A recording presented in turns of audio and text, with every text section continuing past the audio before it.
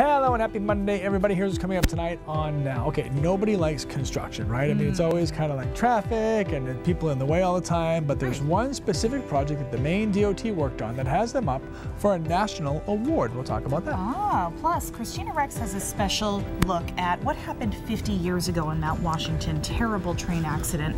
She'll have more on that. Also, a lot of people want to know about Jose. Is it coming to Maine? Will the surfing be good? We'll get you all those details. This is News Center now.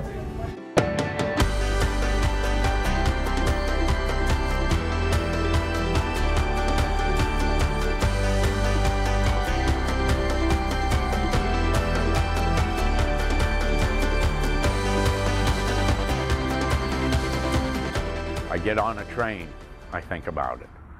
You know, I get on the subway, I think about it. The terrifying moment a trail derailed on Mount Washington still haunts this man nearly 50 years later.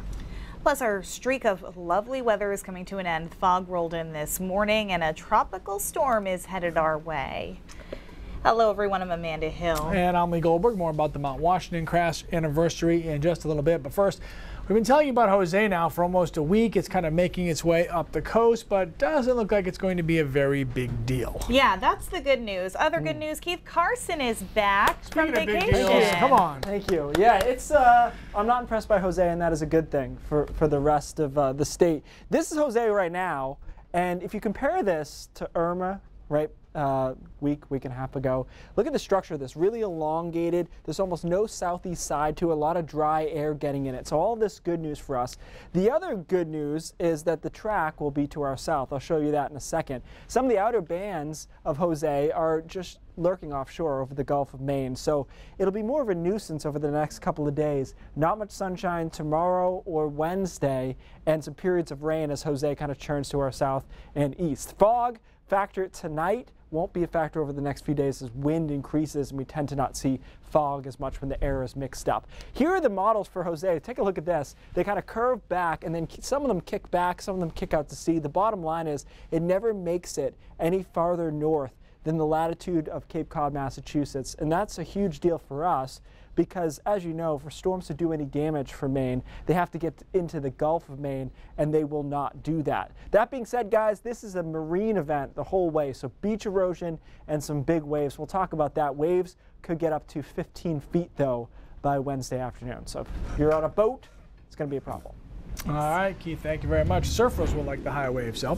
Meanwhile, the Katahdin Woods and Waters National Monument is here to stay, minus some trees. Secretary of the Interior Zinke recommended the new national monument remain, but with some tree cutting allowed in some areas. The family that donated the land says it's glad the monument will be intact, but disappointed by changes to compromises that have been years in the making.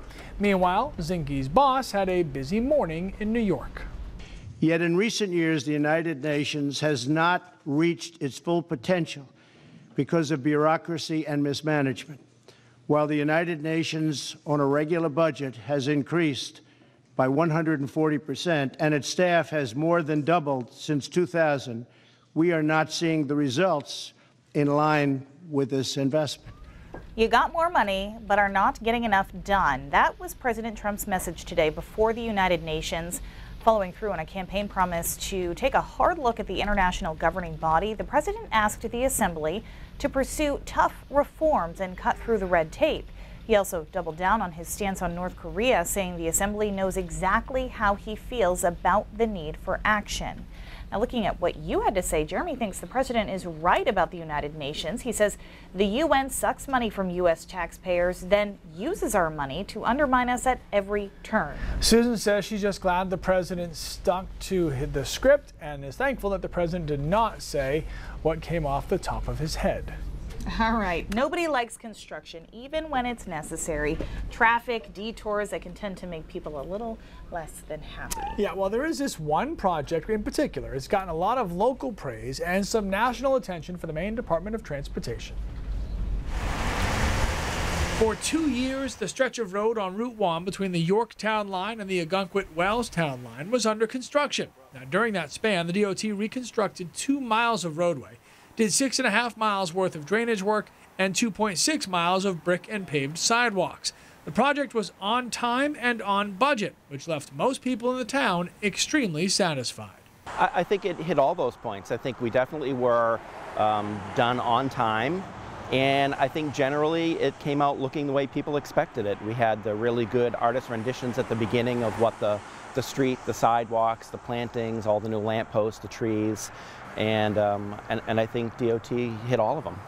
Construction in a town like Ogunquit does provide some challenges. With the population swelling in the summertime, the plan was spread over 2 years, even though it could have been finished in about 6 months less than that.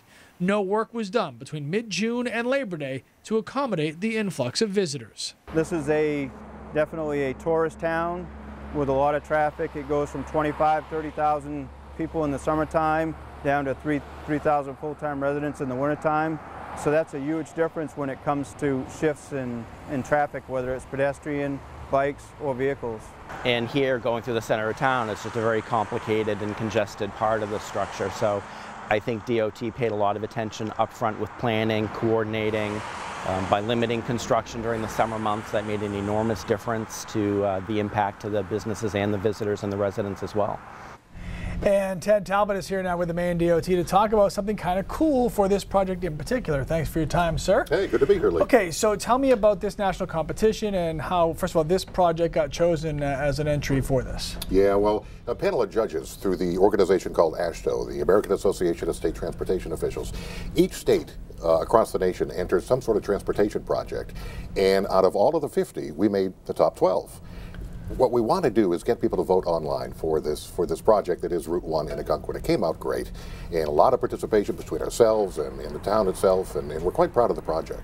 So how do people vote, and what do you get if you win? Well, the $10,000 prize, scholarship prize, is going to be awarded, and we're kind of thinking right now where to divide that up among students statewide, but it's americastransportationawards.org. americastransportationawards.org. You log on, you pick the Route 1 Ogunquit project, and hopefully by the 21st of September, we'll come out on top. Have you guys ever entered different projects before, or is this a new contest? No, we have, and they've done this for quite some years. The bridge down in Bristol that Don Kerrigan covered quite extensively did win an award a couple of years ago, not to this level, but this is called the People's Choice Awards nationally, and we're awfully glad to be a part of it. We really want to win this. So why do you think this project, with all the other ones that you guys have done over the years, kind of has stuck out and nationally is getting some good attention? Well, it's a downtown beautification project, and when you can have the kind of impact with the way it swells in the summertime, you know, there's about 30,000 people there in the summertime, but about only 6,000 residents year-round. So when you have the kind of impact, you do it over a 2-year period, so you lessen the impacts during construction.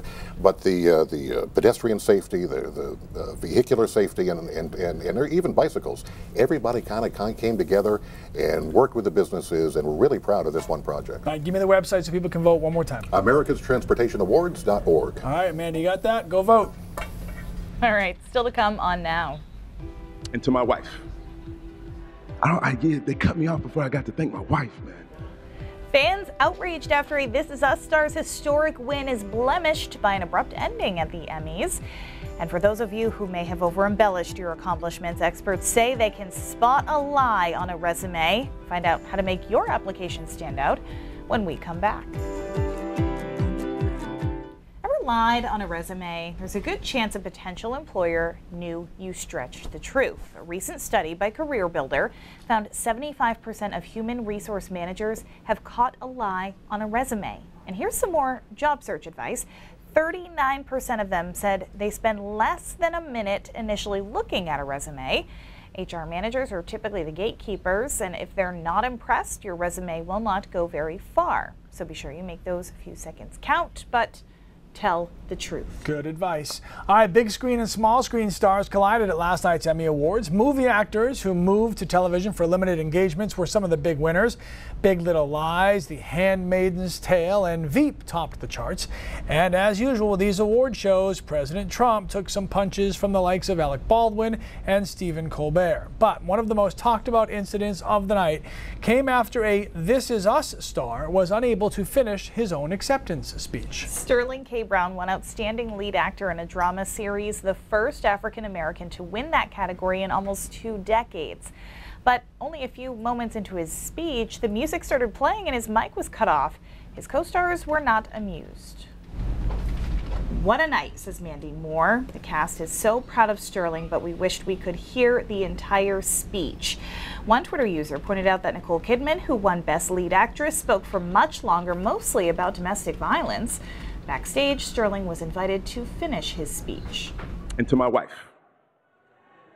They cut me off before I got to thank my wife, man. Like, Ryan Michelle Bathay, you're everything. You make my life worth living, and you gave me two of the most beautiful things that God has ever put on this planet, my sons. Andrew Jason Sterling Brown, Amari Michael Ryan Christian Brown. Your daddy loves you with the strength of 1,000 sons. I'll see you Monday after work. Love you. Thank you. And they do have a lot of work ahead of them. This Is Us, best show on television, back for its second season next Tuesday. We're going to have a little preview for you here right on now, so make sure you tune in for that. I can't wait. You watch it. I don't, because I've heard it's too sad. I can't. It's not, you know what it's not? It's real. So sometimes real is sad. It's not all sad. I mean, I don't sit around depressed for an hour every week. Yeah, I've heard it's amazing. Oh, it's just writing, acting, everything. I can't wait. Kind of excited. Aww. A little bit. All right, now that the Emmys are over, though, we can focus on the most important competition, obviously, of the week, Hometown Showdown. It's what everybody's talking about. Right. We're not going to cut this speech off, because this week the Class D matchups are going to be facing off. Your choices: Madison versus Carabec, Wells versus Bucksport, Foxcroft Academy against Winthrop Monmouth. Oh, actually against Spruce Mountain. Sorry, you guys are experts at this by now. So pulse.newscentermaine.com or the Pulse tab on our mobile app. The winner will, of course, be featured on Friday's version of the 5th quarter. Next on Now. I know it changed me, made me almost feel invincible as a kid because I survived. A child on board the Mount Washington train when it crashed. He lived when others did not. He looks back 50 years later. And a tropical storm is moving up the East Coast while Maria aims for the Caribbean. Keith Carson back from vacay and will bless us with his full forecast. A major train crash took the lives of 8 people and injured dozens more 50 years ago this week. That happened on the historic Cog Railway on Mount Washington. I spoke with a survivor of that crash who was only a kid at the time about the impact that day had on his life.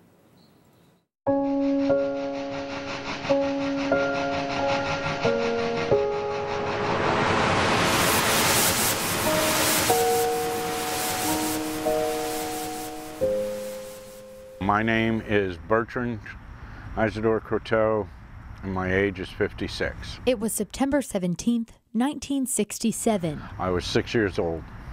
I had just started first grade. A young Bert spent the day sightseeing with his mom, dad, and sister. The family ended up at Mount Washington, the Northeast's highest peak. This is all up on the top. A nice day. It was a little cool, but not cold. You know, lots of people sightseeing. We got on the train. The historic Mount Washington Cog Railway. And all the people on the train, you know, were all laughing and happy and joyous. And it was pretty exciting. It was really cool, you know. And then it wasn't so cool. As it made its way down the mountain, the engine just kind of lurched up into the air and then off to the left, off the tracks completely. The train car full of people followed. It rolled 400 feet down the mountain and crashed. The people were just screaming. It was sounds I'll never forget. You know, the screaming was just so loud. Bert says what followed was chaos. And all sharp metal is what I saw. People all on top of me. Blood-curdling screams. More than 80 people were on that train. It just looked like everybody was hurt. It was a scramble of bodies, stuck 3/4 of a mile from the summit. Bert found his older sister, Debbie. We were both looking for our family, for my mom and dad. And other people were looking for their family. My dad had shards of glass sticking out of his face. Everyone in his family survived, but not everyone on the train. 8 people died that day, including 3 children. Kent Woodward, 8 years old, of New London. Monica Gross, 2 years old. It took rescue crews 4 hours to get all the victims down the mountain. Flashing red and white lights and everywhere. He's carried that memory with him for the last 50 years. I had a lot of nightmares for months and months. Even over the years, I've had nightmares of falling. I get on a train, I think about it. You know, I get on the subway, I think about it. It will never go away. You can obviously tell that crash has had a huge impact on Bert's life. He says he has been up Mount Washington since, but he never ever will ride the train again. Yeah, sure. I mean, I can imagine. What actually happened, though? Why did the train crash? So what happened is, you know, the train tracks have switches, and at the time in 1967, the switch had to be changed manually, 9 different hand motions, and one of them was out of place. So the investigation said it was totally a result of human error. Had that switch been in place or had the crew checked, this crash never would have happened. So unfortunately, you know, it could have been avoided. And part 2 tomorrow?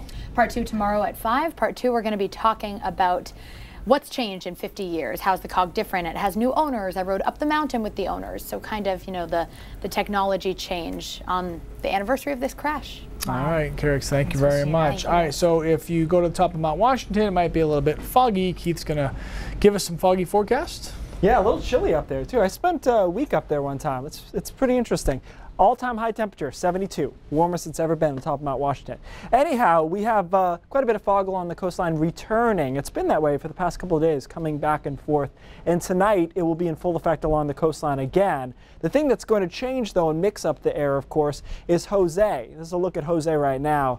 And it looks terrible. I mean, this does not look at all like a tropical system to me. You can see the southeast side of it pretty devoid of convection. It's very elongated on the northern latitude. So all of this saying Jose is weakening and turning into a mid-latitude cyclone, which is a kind of a normal storm for us. So the other thing with Jose is that we'll never get into the Gulf of Maine, and that's really the key to this forecast. Storms, nor'easters, all these storms have to get into the Gulf to do any real damage to Maine. So the good news is, look at the path on Wednesday. That's about as close as it gets Wednesday night. And then it kind of spins backwards, and it may actually make another run at us for Monday with some light rain again. All the meanwhile, look at this. That's Maria, which is now a Category 4. So Maria and Jose, by next week, will interact with each other and steer each other. But the bottom line is, for most of us, this is an inconvenience. It'll be cloudy with some showers through the day tomorrow, very similar to what we saw today. The windiest day will likely be Wednesday through Wednesday afternoon, when we get some more bands of rain on shore. Jose is its closest, so winds will gust here a bit Wednesday night, and the tides will be at their highest. But even still, these are wind gusts on Wednesday afternoon and Wednesday night. I mean, 25, 35 miles an hour, nothing crazy, nothing more than a typical nor'easter, in fact, and then they settle back down as we head into Thursday afternoon. The waves, though, will be large, and I think that's the biggest impact of Jose. Will be anybody who's out on a boat, who does fishing or lobstermen. That'll be a big issue Wednesday, even into Thursday. Some swells up to 15 feet. Some big waves and some beach erosion. As far as rainfall total, guys, we're looking at about an inch max here, so nothing huge, nothing flooding in it. Overall, not too impressed by Jose. However, it will be breezy on Thursday as Jose departs. But look at Friday, Saturday, and Sunday. I really like Sunday. Some inland locations will be around 85, 86 degrees on Sunday afternoon. And then, as I mentioned, Jose, cannot take a hint, may be back on Monday, same storm. So it's going to be really interesting, because Jose is going to interact with this big storm, Maria, which is a Cat 4 down towards Puerto Rico. So they're going to be kind of moving back and forth. Yikes. All right, let's keep an eye on. Active. Yeah, this hurricane season has been an old school one for sure. All right, thanks, Keith. Parents spend a lot of time picking out the best car seat, but sometimes they don't spend enough time making sure it's installed correctly. Not me. I spend lots of time doing that. NBC's Erica Edwards shows us how to ensure the most precious cargo stays safe on the roads. And I know we're supposed to have it in between the two arrows, right? Joe Mason is fulfilling one of his last duties as an expectant father, making sure the car seat for his soon-to-arrive daughter is installed properly. I think I passed the test. It was good, so.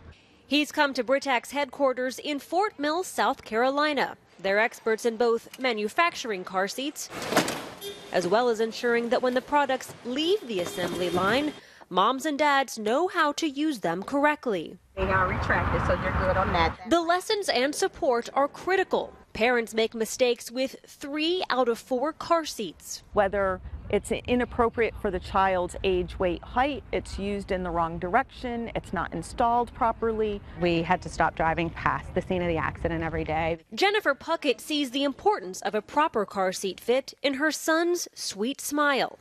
1 year ago, 5-year-old Miles was a passenger in this car when it flipped over in an accident. I cannot believe that my child was in that car. He was found hanging upside down, safe and secure in his car seat. Without that car seat, there's just no way. I mean, he would have been out of that vehicle. Miles walked away with just 1 small scratch.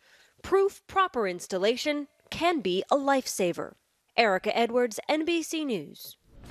All right, Cindy is here with a preview of what's coming up. Yeah, this really scary story out of France. 4 New England college students were studying abroad in France when they were the victims of a vicious acid attack. We're going to hear why one victim says that she is praying and that people should be praying for her attacker.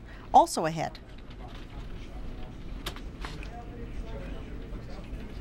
Columbus Day, renamed for the very people the legendary explorer exploited. Bangor has already done it. Will Portland be next? We're going to have those stories and more all coming up at 5:30. All right, thank you very much. When we come back, we're doing some brain drops. All right, I'm keeping it light on today's brain drops. Just trying to ease back in. This one has parents concerned. This is great. This is a science teacher in North Carolina who had kids. They did a control. They put a piece of bread and a sandwich in a plastic bag. Nobody touched it. Okay. Then they had all the kids wash their hands. They all touched it. Put it in the plastic bag. Then they had the next day dirty hands, just whatever before you eat. All the kids touched it, and they went by I think a couple of days and look at the result of the dirty hands. Ugh. She was trying to illustrate, of course, to wash your hands. It's also a great illustration in control studies, right? Like, you wouldn't know if that's how that would have molded anyways if it weren't for the fact they did 2 control studies in addition to it.